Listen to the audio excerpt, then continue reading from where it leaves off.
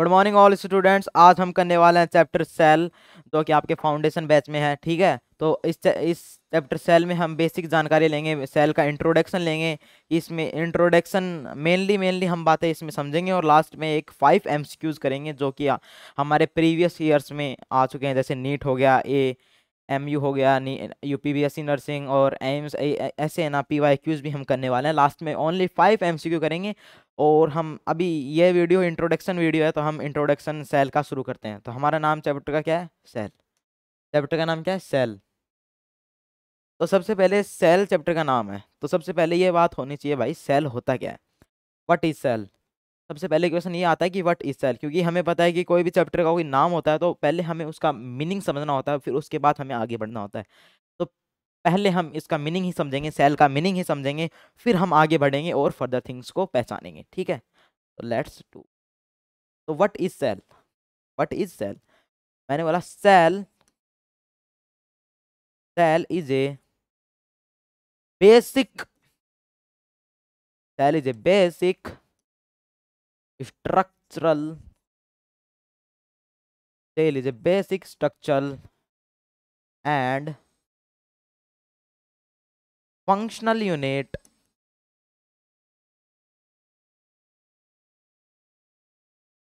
of life, of life। Cell क्या है भाई? स्ट्रक्चर एंड फंक्शनल यूनिट है ऑफ आवर लाइफ। ठीक है, सेल क्या है? एक बेसिक यूनिट है ऑफ आवर लाइफ। तो हमने समझा कि cell is a basic functional and structure unit of life. तो इसका मतलब क्या है? जैसे हमारे शरीर है, जैसे ह्यूमन एक बॉडी है, ठीक है, ह्यूमन बॉडी में बहुत सारे सेल्स पाए जाते हैं। जैसे चीक सेल्स हो गया, बहुत सारे सेल्स पाए जाते हैं। बॉडी में भी कई सेल्स होते हैं। ठीक है, तो सारे सेल्स छोटे छोटे सेल्स बनकर एक बॉडी बनाते हैं। सेल्स एक इकट्ठा होकर टिश्यू बनाते हैं। टिश्यू बनने के बाद वो बॉडी को क्या करते हैं? एनर्जी प्रोवाइड करते हैं। तो आगे हम चलते हैं, फर्दर हम देख लेते हैं कि हमें थोड़ा थोड़ा बहुत आइडिया हो गया कि सेल होता क्या है। इसके बाद में हम डायग्राम से भी सेल को समझना चाहते हैं, तो हम डायग्राम से भी सेल को समझेंगे। मैं आपके लिए एक डायग्राम सेल का बना देता हूँ। ठीक है, तो ये लो, मैंने बना दिया सेल का डायग्राम। ठीक है, मैंने क्या बना दिया? सेल का डायग्राम। अभी मैं इसमें जो पार्ट्स हैं वो कर रहा हूँ, वो आप देख लेना। सेल के बॉर्डर्स पे एक फंक्शनल यूनिट होती है, जिसका मतलब होता है न्यूक्लियर एनवेलप। तो क्या बोलते हैं हम? Nuclear envelope. जो मैं अभी ड्रॉ कर रहा हूँ, इसको क्या बोलते हैं? Nuclear envelope. तो क्या बोलते हैं हम? Nuclear envelope. तो हमने बताया कि इसको क्या बोल सकते हैं हम? Nuclear, nuclear envelope. तो हमने क्या बोला? Nuclear envelope. तो हमने साइड साइड में सेल के बॉर्डर्स पे जो भी थिन कॉर्नर्स बनाए हैं, उसको हम क्या बोल सकते हैं? Nuclear envelope. ठीक है, इसके बाद में सेल के अंदर एक सेंटर होता है। ठीक है, इसको क्या बोलते हैं हम? ये होता है सेंटर। क्या होता है? सेंटर। तो हम क्या नाम देते हैं? न्यूक्लियस। क्या बोलते हैं? न्यूक्लियस। न्यूक्लियस में बहुत सारी चीजें प्रेजेंट होती हैं, जैसे क्या हो गया? क्रोमोसोम्स।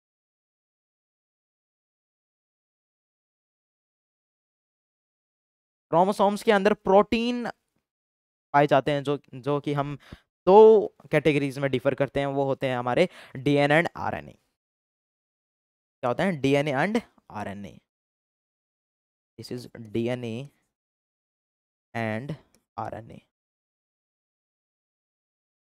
डीएनए क्या होता है? Deoxy, deoxy ribonucleic acid, ribonucleic acid, deoxy ribonucleic acid. और आरएनए की फुल फॉर्म क्या होती है? Ribonucleic acid. क्या होती है? Ribonucleic acid. ठीक है, और सेल के अंदर और एक और चीज प्रेजेंट होती है, जिसको हम बोलते हैं क्रोमेटिन। जो होते हैं थ्रेड लाइक स्ट्रक्चर सेल में प्रेजेंट होते हैं। वो क्या करते हैं? डीएनए एंड आरएनए को हमने अपनी बॉडी पर पहचान क्या करते हैं? पहुंचाते हैं, और आगे की हेरिडिटी को क्या करते हैं? आगे बढ़ाते हैं। तो हमने सीखा कि डीएनए एंड आरएनए क्रोमोसोम्स के अंदर पाए जाते हैं, जो कि दो प्रकार के प्रोटीन होते हैं। और डीएनए एंड आरएनए किस में पाए जाते हैं? न्यूक्लियस के क्रोमोसोम्स के अंदर डीएनए एंड आरएनए पाए जाते हैं।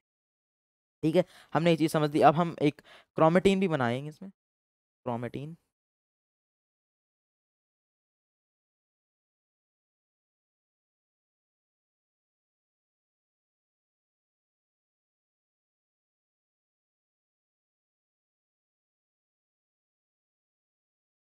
एक बार, तो ये क्या हो गया हमारा न्यूक्लियस। ये क्या है, न्यूक्लियस। ये क्या होता है, न्यूक्लियस। इसके अंदर एक थ्रेड लाइक स्ट्रक्चर प्रेजेंट होते हैं, जिसको हम क्या बोलते हैं, क्रोमेटिन। क्या बोलते हैं, क्रोमेटिन। ठीक है, इसको क्या बोलते हैं हम, क्रोमेटिन। ये जो भी थ्रेड लाइक स्ट्रक्चर हैं, इसको क्या बोलते हैं हम, क्रोमेटिन, क्रोमेटिन। साथ साथ आप नोट्स बना के चलें, ये नोट्स आपके बहुत इंपॉर्टेंट काम में आएंगे। ये सीधे के सीधे एमसीक्यू, जो भी एग्जाम होते हैं नीट एएमयू, सीधे के सीधे पर्सन छपेंगे आपके एग्जाम में। ठीक है, तो आप नोट्स बनाते चलें। ठीक है, आप नोट्स बनाते चलें। सेल की हमने इंट्रोडक्शन ले लिया है, इसके बाद में हम चलते हैं नेक्स्ट पे। तो सेल कितने प्रकार के होते हैं, मैंने बोला दो प्रकार के होते हैं। कौन कौन से, प्लांट सेल और एनिमल सेल। सबसे पहले हम समझते हैं प्लांट सेल। मैंने इनको डिफरेंस दे रखा है मैंने, प्लांट सेल और एनिमल सेल्स का।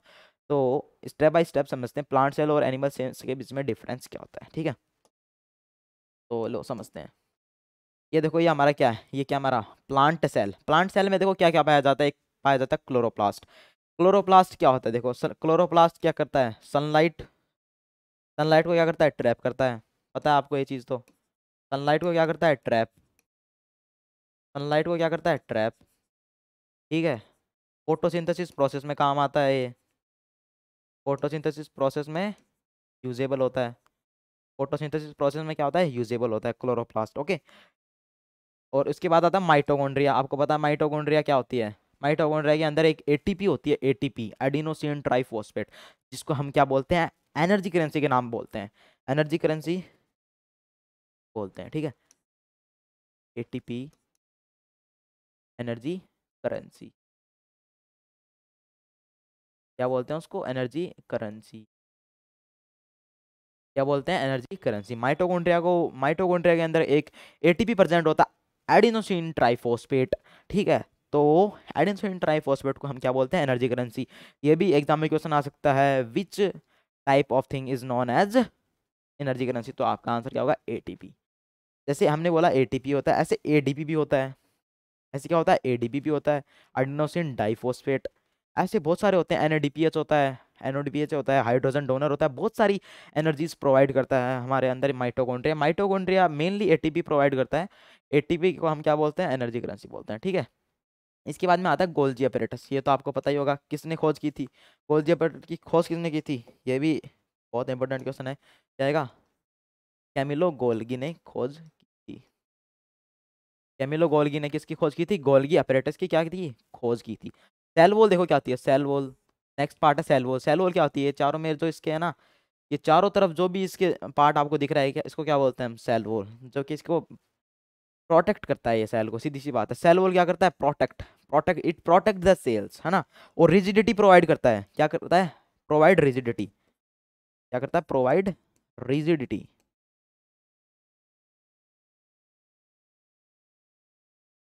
Provide rigidity. रिजिडिटी का मतलब आपको पता होगा, रिजिडिटी मतलब अंदर से बाहर और बाहर से अंदर, अंदर से बाहर और बाहर से अंदर। जैसे कोई अंदर कोई वाटर जाने वाला है, मतलब कोई अमाउंट ऑफ वाटर अंदर सेल के जाने वाला है, तो उसको जब वो सेल वॉल लगा उसको जाने देगा। ठीक है, फिर सेल वॉल जैसे ही वाटर यहाँ पर आएगा सेल वॉल के पास, तो उसको बाहर जाने देगा। तो ये काम होता है किसका, सेल मेम्ब्रेन का। ठीक है, सेल मेम्ब्रेन का। इसके बाद में आता है राइबोसोम्स। राइबोसोम्स, राइबोसोम्स आप सबको पता होगा, राइबोसोम से क्या होते हैं। राइबोसोम्स में दो प्रकार के होते हैं, 70s और 80s। ये दो प्रकार के राइबोसोम्स प्रेजेंट होते हैं। न्यूक्लियस मैंने आपको बता ही दिया, सेल के डायग्राम में न्यूक्लियस क्या होता है। न्यूक्लियस आपको पता ही, न्यूक्लियस के अंदर क्या होता है, क्रोमोसोम्स होते हैं और डीएनए एंड आरएनए होते हैं, तो हेरिडिटी को आगे बढ़ाते हैं। ठीक है, उसके बाद होता है rough air, nucleolus, vacuole and cytoplasm. Cytoplasm क्या होता है, liquid, liquid present in the cell is known as cytoplasm. इसके बाद में आते हैं हम एनिमल सेल पर। एनिमल सेल्स में क्या दे रखा है, एनिमल सेल में देखो ये क्या है, this is called known as mitochondria. क्या है, माइटोकॉन्ड्रिया। सेम चीज उसमें जैसी थी, ये सेम चीज इसमें। इसमें देखो गोल्जी अपैरेटस भी है, और ये किसको क्या बोलते हैं हम, न्यूक्लियस बोलते हैं। सेम चीज वही है, गोल्जी अपैरेटस है इसमें। और कुछ नहीं है, साइटोप्लाज्म है, प्रोटोप्लाज्म है, बस ये दो चार नाम एक्स्ट्रा सुनने को मिलेंगे हमें, ठीक है। प्लास्टिड होते हैं, प्लास्टिड होते हैं, ये सब अलग अलग डिफरेंस भी होता है, ठीक है। अब तो हम इसके बाद आगे सीखते हैं कि सेल आया कहाँ से, from where cell is derived. ठीक है, अगला क्वेश्चन हमारा क्या है, from where cell is derived, from where cell is derived, from where cell is derived, ठीक है। आपने बोला sir from where cell is derived, for example मैं आपको एक एग्जाम्पल से समझाता हूँ कि सेल ड्राइव्ड कहाँ से हो। जैसे कोई नाम है चेयर, कोई नाम है चेयर, किसी थिंग का नाम है चेयर, किसका नाम, कोई थिंग का नाम है जो कि बैठने के काम आती है, तो उस ये जो शब्द है ये कहाँ से लिया गया, इंग्लिश से लिया गया। वैसे ही सेल के दो नाम हैं जो कि क्या, किस भाषा से लिए गए हैं, लैटिन भाषा से दिए, लैटिन वर्ड से दिए गए हैं। तो भी हम देखते हैं, लैटिन भाषा से दिए गए हैं, लैटिन वर्ड, लैटिन वर्ड से क्या किया है, लिया गया है सेल को। तो इसको लैटिन भाषा में क्या बोलते हैं, हम इसको बोलते हैं cellulus and cellula, cellulus and cellula, from where cell is derived, तो from where cell is derived is from Latin word, ठीक है। from Latin word cell is derived and the Latin words are known as cellulus and cellula। अब main thing, अब main thing cell की देख लेते हैं जो कि एग्जाम के पॉइंट ऑफ व्यू से भी बढ़िया होती हैं, तो पूछी भी जाती हैं। Smallest cell, smallest cell in plants, smallest cell in plants, तो स्मॉलेस्ट सेल इन प्लांट्स का नाम क्या होता है, स्मॉलेस्ट सेल क्या होता है, माइकोप्लाज्मा, क्या होता है, माइकोप्लाज्मा, क्या होता है, माइकोप्लाज्मा, ठीक है। क्या होता है, माइकोप्लाज्मा सबसे छोटा सेल होता है, इसकी साइज भी मैं आपको बता देता हूँ क्या होती है, 0.2 0.3 म्यू मीटर, म्यू मीटर। तो ये क्या हो गई, स्मॉलेस्ट सेल इन प्लांट्स की साइज क्या होती है, 0.3 म्यू मीटर। जैसे मीटर कोई मेजरमेंट होती है वैसे ही म्यू मीटर की कोई मेजरमेंट होती है, ठीक है। तो स्मॉलेस्ट सेल इन प्लांट्स क्या हो गया, माइकोप्लाज्मा। उसके बाद में नेक्स्ट हम देखते हैं लार्जेस्ट सेल एवर नोन, तो इसमें क्या आएगा, ऑस्ट्रिच एग आएगा, ऑस्ट्रिच एग। अब आप पूछोगे सर इसकी साइज क्या होती है, तो इसकी साइज हमारी होती है 15 to 18 centimetre long and wide, long and wide, 15 to 18 centimetre long and wide. तो ये कुछ बेसिक जानकारी थी सेल की। इसके आगे हम चलते हैं, इसके आगे और भी हम दो बेसिक जानकारी सीखते हैं, ठीक है। तो नेक्स्ट स्लाइड पर हम चले जाते हैं। उसके बाद थर्ड पॉइंट आता है हमारा, longest cell in human body, longest cell in human body, human body के अंदर लॉन्गेस्ट सेल कौन सा होता है, which is the longest cell in the human body, तो हमने बोला नर्व सेल्स, क्या होते हैं, नर्व सेल्स। फोर्थ पॉइंट हमारा है, फोर्थ पॉइंट हमने थर्ड पॉइंट क्या देखा, लॉन्गेस्ट, ये longest cell in the human body क्या होता है, नर्व सेल्स। अब फोर्थ देखते हैं, largest cell organelle, largest cell organelle क्या होती है, न्यूक्लियस, क्या होती है, न्यूक्लियस। इसको डिस्कवर किसने किया था, रॉबर्ट ब्राउन ने, क्या था, रॉबर्ट ब्राउन ने। अब कब किया था, 1838 में, 1338 में इसने क्या किया था, डिस्कवर किसको किया था, न्यूक्लियस को डिस्कवर किया था, किसने किया था, रॉबर्ट ब्राउन ने किया था, ठीक है। अब डिस्कवरी ऑफ सेल पे चलते हैं हम, किस पे करते हैं, डिस्कवरी ऑफ सेल पर चलते हैं, discovery of cell, discovery of cell, discovery of cell, cell को किसने डिस्कवर किया, हु डिस्कवर्ड द सेल, तो सबसे पहले हम लिख लेते हैं नाम उनका। उनका नाम था रॉबर्ट हुकी। कब किया था? इन 1665। कब किया था? इन 1665 में रॉबर्ट हुकी ने डिस्कवर किया था, क्या किया था? सेल डिस्कवर किया था। और वो जो सेल था वो क्या था? डेड था, लिविंग सेल नहीं था वो क्या था? डेड सेल था, डेड सेल था। तो उन्होंने डिस्कवर किसमें किया? मैंने बोला कि इसमें डिस्कवर किसने किया, तो हनीकॉम्ब में उन्होंने डिस्कवर इसको किया, डेड सेल को क्या किया? डिस्कवर किया। तो हम बोलेंगे it is discovered as a dead cell, as a dead cell present in present in it is it is discovered as a dead cell present in what? Present in cork।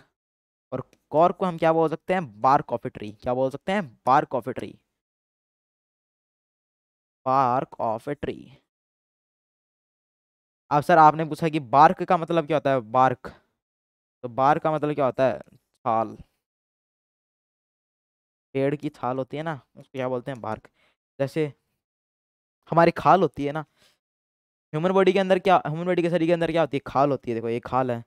वैसे ही tree के अंदर क्या होती है? छाल होती है, छाल। तो हम क्या नाम बोलते हैं? Bark, bark of a tree. ठीक है। तो ये मेन मेन हमने जानकारी देख ली। अब इसके बाद में एक और आपको जानकारी दी जाती है। ठीक है। तो इन्होंने, हमें पता है कि इन्होंने क्या डिस्कवर कर लिया था सेल को, और वो क्या था? डेड था। और एक और चीज़ इसमें लिख लो आप कि कंपाउंड माइक्रोस्कोप में इन्होंने क्या किया था? डिस्कवर किया था। ये दिख नहीं रहा होगा आपको मेरे हिसाब से। कंपाउंड माइक्रोस्कोप में क्या किया था? डिस्कवर किया था इन्होंने सेल। कंपाउंड माइक्रोस्कोप, माइक्रोस्कोप में क्या किया था? डिस्कवर किया था। इसके लेंस कितने होते हैं? लेंस होते हैं उसके टू। लेंस कितने होते हैं उसके? टू। लेंस कितने होते हैं उसके? Two. How much lens present in the compound microscope? तो हम नाम क्या देंगे? टू के lens are present in the compound microscope. Next चलते हैं, नेक्स्ट स्लाइड पर क्लिक करते हैं और नेक्स्ट चलते हैं। इसके बाद मैं आपको ये बताने वाला हूँ कि हमने पहचान लिया कि डिस्कवरी कैसे हुई सेल की, किसने की? रॉबर्ट हुकिन ने की। कब की? 1665 में की। उसके बाद में न्यूक्लियस की भी हमने जान लिया कि रॉबर्ट ब्राउन ने किया, लेकिन हमने ये नहीं जाना कि प्रोटोप्लाज्म किसने किया। तो सबसे पहले ये भी देख लेते हैं, प्रोटोप्लाज्म किसने डिस्कवर किया? प्रोटोप्लाज्म, प्रोटोप्लाज्म, प्रोटोप्लाज्म किसने डिस्कवर किया? जेई पुरकिंजी, जेई पुरकिंजी ने क्या किया था? डिस्कवर क्या किया था? प्रोटोप्लाज्म को क्या किया था? डिस्कवर किया था। वैसे ही हमें पता है कि गोल्जी अपैरेटस को किसने किया था? गोल्जी अपैरेटस को, गोल्जी अपैरेटस को किसने किया था? कैमिलो गोल्गी ने, कैमिलो गोल्गी ने, कैमिलो, कैमिलो गोल्गी। ठीक है।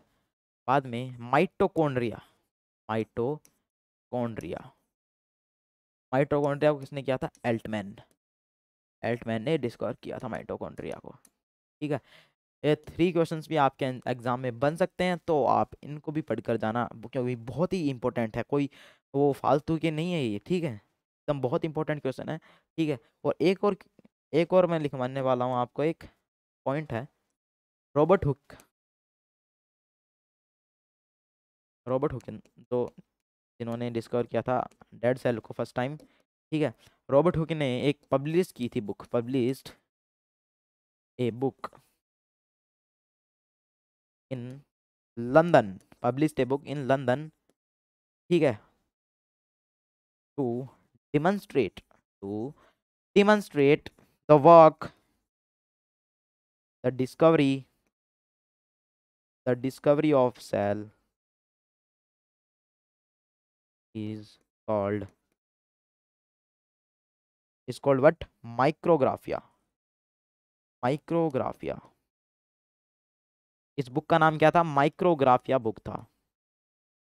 और ये कब पब्लिश हुई थी? 1665 में क्या हुई थी? पब्लिश, ये बुक हो चुकी थी।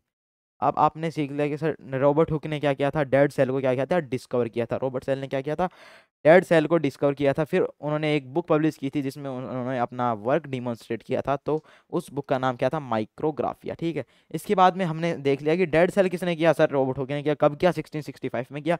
उसके बाद में सर आप पूछोगे कि लिविंग सेल किसने किया, तो in 1674, sorry in 1674 Anton von Leeuwenhoek, Leeuwenhoek Anton von Leeuwenhoek क्या discovered the living cell in pond water। ठीक है, तो एंटोन वॉन लिविंग ने क्या किया था, डिस्कवर किया था किस, क्या, लिविंग सेल डिस्कवर किया था एंटोन वॉन लेवेनहुक ने इन 1674 में। किसमें गया था, पॉन्ड वाटर में गया था। ये भी इंपॉर्टेंट है।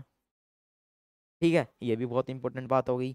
इसके बाद में हम चलते हैं मोर अबाउट सेल्स में। मोर अबाउट सेल्स की बात हमारी हम कर चुके हैं, मोर अबाउट सेल्स की क्या करते हैं, बात हम कर चुके हैं। इसके बाद में लास्ट हमारा टॉपिक आता है सेल थ्योरी। सेल थ्योरी पर बात करते हैं अब। लास्ट टॉपिक क्या आता है हमारा, सेल थ्योरी। उसके बाद हम क्या करेंगे, एमसीक्यूज करेंगे। Last is cell cell cell theory. क्या है, सेल थ्योरी, सेल थ्योरी। अब आप पूछोगे सर सेल का मतलब तो हमें समझ में आ गया, सेल का मतलब तो हमें क्या समझ में आ गया, सेल का मतलब तो हमें समझ में आ गया, लेकिन थ्योरी का सर मतलब समझ में नहीं आया। थ्योरी का मतलब समझ में नहीं आया। थ्योरी का मतलब क्या होता है, कोई पॉइंट देते हैं कोई scientist, points given by scientist, scientist scientist scientist points given by scientist, points given by scientist. Okay, तो प्रपोज द लॉ। तो सेल थ्योरी हमने पहचान लिया कि सोल थ्योरी क्या आती है, points given by scientist to propose the law. So cell theory दी किसने थी, तो दो ह्यूमंस थे, उन्होंने सेल थ्योरी दी थी। फर्स्ट था क्या, सचवान, और इसका पूरा नाम क्या था, थ्वेडर सचवान। थ्वेडर, ये भी लिख लो आप, थ्वेडर सचवान। सेकंड थे math Matthias Jakob Schleiden, Matthias Jakob Schleiden, Matthias Jakob Schleiden. ठीक है, हेल्थ थ्योरी इन दोनों ने दी थी। उसके बाद हेल्थ थ्योरी के बाद एक और थर्ड पॉइंट सेल थ्योरी में, वो थर्ड पॉइंट किसने दिया था, रिडोल्फ विर्चो ने, रुडोल्फ विर्चो ने दिया था। All cells are formed from pre existing cell, cells from pre existing cells. ये किसने दिया था, ने दिया था ये रुडोल्फ विर्चो ने दिया था, रुडोल्फ विर्चो ने।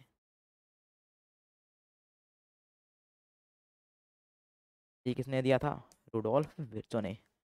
इसमें इन्होंने क्या, रुडोल्फ विर्चो ने प्री एग्जिस्टिंग सेल्स को भी एक नाम दिया था, क्या नाम दिया था, ओमनिस ई सेलुला ई सेलेली, ओमनिस सेलुला ई सेलुली। क्या नाम दिया था, ओमनी सेलुला ई सेलुली। इन्होंने क्या नाम दिया था, pre existing cells, all cells are formed from pre existing cells. इन्होंने क्या नाम दिया था, ओमनी सेलुला ई सेलुली। तो हमारा ये जो सेल थ्योरी है ये भी कंप्लीट हो चुका है।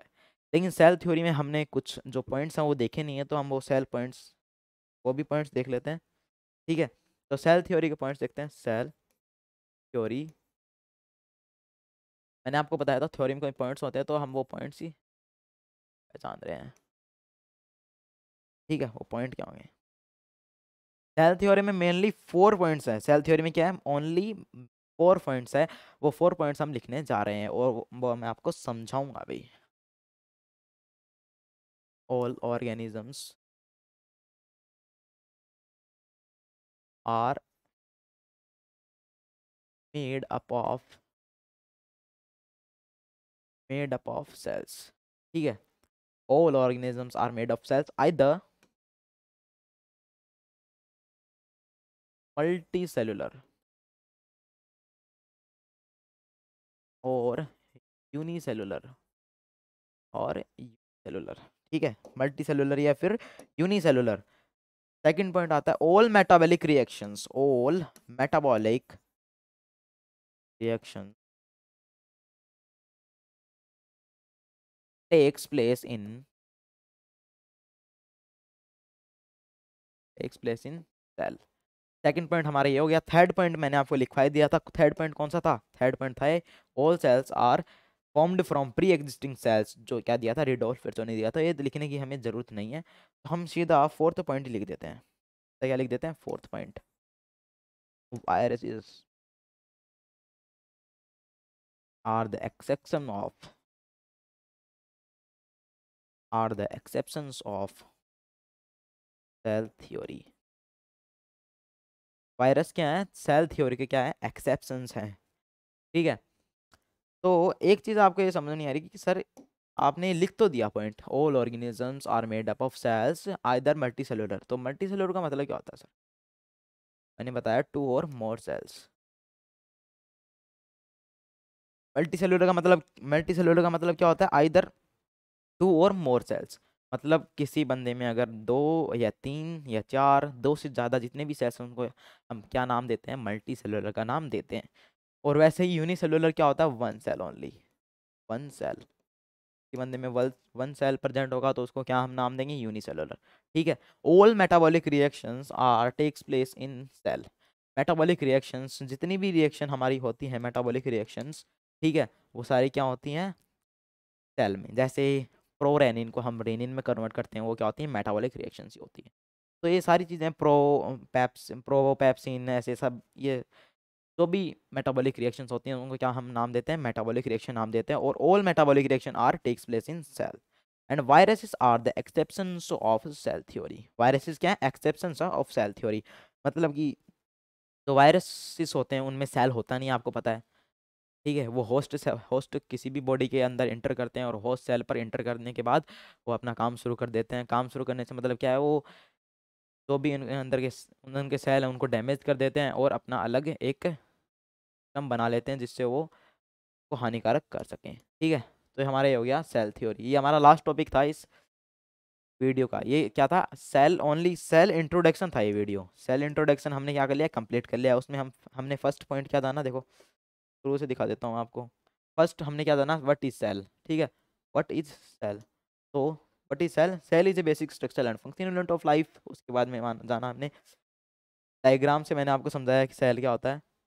में क्या होता है? क्रोमेटिन होते हैं। क्रोमेटिन क्या होते हैं? थ्रेड लाइक स्ट्रक्चर्स होते हैं। क्रोमेटिन क्या होते हैं? थ्रेड लाइक स्ट्रक्चर्स होते हैं। उसके बाद मैंने आपको समझाया क्रोमोसोम्स। न्यूक्लियस के अंदर क्रोमोसोम्स प्रेजेंट होते हैं जो हेरिडिटी को आगे बढ़ाने का काम करते हैं। उसके अंदर होते हैं डीएनए एंड आरएनए प्रेजेंट होते हैं। ठीक है, और उसके अगली उसके अगली स्लाइड में हमने क्या देखा? Structure plant and animal cell. Plant और एनिमल सेल्स के बीच में हमने डिफरेंस किया और देखा कि प्लांट और एनिमल सेल्स के बीच में क्या डिफरेंस है। ठीक है, और इसके बारे में हमने देखो प्लांट सेल में जितनी भी हमें कोई भी इंपॉर्टेंट बात दिखी वो हमने क्या की? देखी है। और ये आपको सभी को नोट करनी है, इनके नोट्स बनाने हैं प्रॉपर। ठीक है, उसके बाद में हमने जाना कि from where cell is derived. From where cell is derived, so cell is derived from a Latin word which means a small room. इसका मतलब क्या होता है? Small room, small room. क्या मतलब होता है? सेलुलस और सेलुली। उसके बाद में हमने फोर्थ स्लाइड में क्या देखा? Largest cell organism. मतलब मेन मेन इंपॉर्टेंट बात कर ली, लॉन्ग जो एमसीक्यू में सीधी पूछी जाती है, ऐसे वो कोई सा भी एग्जाम हो, कोई सा भी फाउंडेशन एग्जाम हो, वो भी इसमें पूछ। ठीक है, फिफ्थ ने हमने देखा कि भाई प्रोटोप्लाज्म किसने डिस्कवर किया, गोल्जी अपैरेटस किसने किया, माइटोकॉन्ड्रिया किसने किया, और रॉबर्ट हुकी के बारे में हमने कुछ बात एक्स्ट्रा और जानी। इसके बाद में हमने सेल थ्योरी जानी। सेल थ्योरी दी किसने थी? दो साइंटिस्ट थे। एक था बोटेनिस्ट। तो क्या था? बोटनी। बोटेनिस्ट क्या होते हैं? जो बोटनी के साइंटिस्ट होते हैं। बोटनी मतलब जो प्लांट्स पे जो स्टडी करते हैं ना, उनको क्या बोलते हैं? बोटेनिस्ट। और एक था क्या? जूलॉजिस्ट। तो ये दोनों क्या थे? एक तो था बोटेनिस्ट, है ना, और एक क्या था? जूलॉजिस्ट। तो इन दोनों ने क्या किया था? सेल थ्योरी को बनाया था। सेल थ्योरी को बनाने के बाद एक नए साइंटिस्ट आए थे हमारे सामने जिसका नाम था रिडोल्फ विर्चो। रिडोल्फ विर्चो ने एक पॉइंट दिया था, all cells are formed from pre existing cells. ठीक है, तो इनको हमने क्या नाम दिया, ओमनी सेलुला ईसोलेली। ठीक है, ये बहुत इंपॉर्टेंट क्वेश्चन है, ये AMU में भी पूछा जा चुका है, यूपी BSc नर्सिंग में भी पूछा जा सकता है, यूपी BSc नर्सिंग में भी ये क्वेश्चन क्या है, पूछा जा चुका है। हम आगे चलते हैं। सेवन्थ में हमने क्या सीखा, पॉइंट्स सीखे, सेल थ्योरी का क्या सीखे, पॉइंट्स। सेल थ्योरी के 4 पॉइंट्स होते हैं। हेड हमने पिछली स्लाइड में देखा था कि रुडोल्फ विर्चो का पॉइंट हमने देखा था। ठीक है, अब आगे हम चलते हैं MCQs पर। बेसिक बेसिक हम MCQ अब कर लेते हैं जो हमारे इंपॉर्टेंट हैं, बहुत ही इंपॉर्टेंट MCQs हैं। प्रीवियस ईयर क्वेश्चन से मैंने ये MCQ उठाए हैं। ठीक है, प्रीवियस ईयर क्वेश्चन से उठाए, जैसे कि हो गया NEET, AMU, UP BSc nursing, AIIMS, इन सब से मैंने ये प्रीवियस ईयर क्वेश्चन उठाए हैं, और ये बहुत ही बढ़िया, तो बहुत ही बढ़िया है, ये MCQs बहुत ही बढ़िया हैं। तो पढ़ते हैं इनको और आपके साथ मैं सोल्व करता हूँ। Omnis cellula e cellula statement was given by, तो ये हमने तो सीखा था, ओमनी सेलुला ई सेलुले किसने किया था, किसने किया था, सीधा सीधा आंसर आएगा इसका, तो रिडोल्फ विर्चो। किसने किया था, रिडोल्फ विर्चो। तो सीधा सीधा आप मार्क कर लो, किसने किया था, रिडोल्फ विर्चो ने किया। ठीक है, अब इसमें जो ये एक ऑप्शन है, इसमें भी देख लो आप, इसमें रॉबर्ट हुक क्या होता है, रॉबर्ट हुक ने क्या किया था, discovery, discover dead cell, discover dead cell, discover क्या किया था, डेड सेल। डिस्कवर को ढंग से लिख देते हैं भाई, discovered dead cell. Robert Hooke ने क्या किया था, डिस्कवर्ड डेड सेल। मेंडल क्या है, मेंडल क्या है, फादर ऑफ जेनेटिक्स। मेंडल क्या है, मेंडल फादर ऑफ जेनेटिक्स है। और हमारे डार्विन, इन्होंने बहुत सारे क्लासिफिकेशन दिए थे, उसकी बातचीत हम नहीं करेंगे यहाँ पर, क्योंकि वो अभी हम नहीं पढ़ रहे हैं। ठीक है, तो अब आगे चलते हैं। Longest portion of bacterial flagella is, ये 2003 में नीट का क्वेश्चन है, ये नीट का। देखते हैं कौन कौन बच्चा ये बताएगा, बहुत ही इंपॉर्टेंट क्वेश्चन है, बहुत ही इंपॉर्टेंट क्वेश्चन, बहुत ही इंपॉर्टेंट क्वेश्चन है। इसमें ऑप्शन दे रखे हैं आपको, हुक, प्लास्टिड्स, नन, और फिलामेंट और हुक। तो इसका राइट ऑप्शन क्या होगा, फिलामेंट। अब आगे बढ़ते हैं थर्ड MCQ पर। Who coined the term for given figure, who coined the term for given figure, मतलब कि किसने इस फिगर का क्या दिया था, नाम दिया था, किसने इस फिगर का क्या दिया था, नाम दिया था, किसने इस फिगर का नाम दिया था। ठीक है, आपको दिख गया होगा, माइटोकॉन्ड्रिया था, ये क्या था, माइटोकॉन्ड्रिया, ये क्या था, माइटोकॉन्ड्रिया।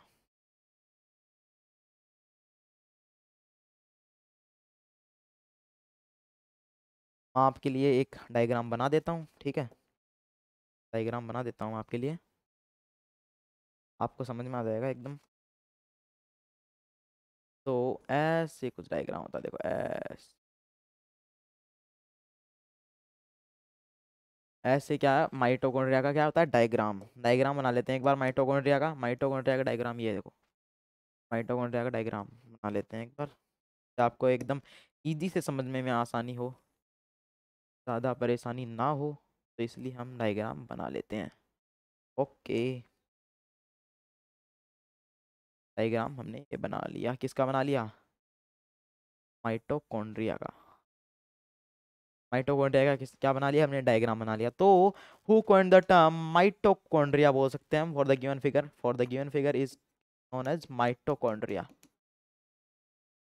माइटोकॉन्ड्रिया। ठीक है, क्या है, माइटोकॉन्ड्रिया। ठीक है, तो माइटोकॉन्ड्रिया पूछा है, who coined the term mitochondria, Benda. Right option क्या आएगा, बेंडा। अब इसके जो अल्टरनेट पॉइंट्स है वो भी जान लेते हैं। कैमिलो गोल्गी मैंने आपको बताया था, discovered Golgi apparatus, Golgi apparatus. Due, cytoplasm का सबसे पहले नाम देने वाले मनुष्य का नाम क्या था, डी ड्यू। और एल्टमैन क्या थे, mitochondria discover, mitochondria discovered, mitochondria discovered. ठीक है, इसके बाद में हम चलते हैं फोर्थ क्वेश्चन पर। फोर्थ क्वेश्चन क्या है, the strain, the the strain used for visualize mitochondria, AMU में सवाल पूछा गया, तो इसका सीधा सीधा आंसर हमें दिखना चाहिए। ए ऑप्शन दे रखा fast green, B safranin, C is acetocarmine and third is Janus green. Third is Janus green. तो फटाफट इस क्वेश्चन का आंसर बताइए। इजी क्वेश्चन है, इतना हार्ड क्वेश्चन नहीं है, एकदम इजी क्वेश्चन है, कोई दिक्कत नहीं है इसमें। तो इसका आंसर आपको पता ही है सबको, जेनस ग्रीन इसका आंसर क्या राइट है। इसके बाद में ये नीट में पूछा हुआ सवाल है, select the mismatch. Select the mismatch पढ़ते हैं और फिर मिसमैच निकालते हैं। गैस वैक्यूल ग्रीन बैक्टीरिया, हाँ भाई एकदम सही बात है, कोई दिक्कत नहीं है इस बात में। बाद में पढ़ते हैं प्रोटिस्टा यूकोरियोट्स, यस प्रोटिस्टा यूकोरियोट्स में होते हैं, तो ये भी सही बात है हमारी। मैथोजन्स प्रोकैरियोट्स, एकदम सही बात है। तो थर्ड जो हमारा फोर्थ अल्टरनेट ऑप्शन बचेगा वही क्या होगा, हमारा राइट आंसर होगा। लेकिन अब इसका एक्सप्लेनेशन देते हैं। लार्ज सेंट्रल वैक्यूल्स किस में पाई जाती हैं, ये चीज़ गलत है। देखो यहाँ पर क्या आएगा, प्लांट सेल्स। यहाँ पर क्या आएगा, प्लांट सेल। अगर यहाँ पर प्लांट सेल्स आता ना तो ये हमारा राइट आंसर हो जाता, ठीक है। तो यह गलती थी इसमें, हमने ये निकाल दी थी। सेलेक्ट द मिसमैच, नीट में आया क्वेश्चन है, बहुत ही बढ़िया क्वेश्चन है एकदम, कोई दिक्कत नहीं है क्वेश्चन में, ठीक है। तो हमारी ये क्लास यहीं पर ख़त्म होती है, ठीक है। अगर आपको ये क्लास अच्छी लगी हो तो आप इस वीडियो को लाइक कर सकते हैं, हमारे चैनल जीएस प्लैनेट इंस्टीट्यूट को सब्सक्राइब कर सकते हैं। और मैं आपको एक और चीज़ बताने वाला हूँ कि आप इन नंबर पर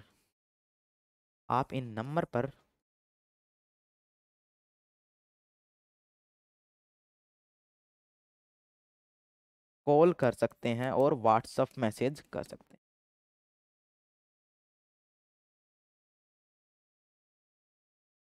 व्हाट्सएप मैसेज कर सकते हैं, इन नंबर्स पर आप क्या कर सकते हैं, हमको कॉल कर सकते हैं, व्हाट्सएप मैसेज कर सकते हैं। आपको कोई भी पीडीएफ चाहिए तो आप हमें इस नंबर पर व्हाट्सएप मैसेज कर दें, आपको इस सेशन की पूरी पीडीएफ मिल जाएगी, ओके। इन नंबर पर आप मैसेज कर दें, इन नंबर पर आप मैसेज कर दें। और आप हमारा ऐप भी डाउनलोड कर सकते हैं, उसका नाम है जीएस प्लैनेट इंस्टीट्यूट।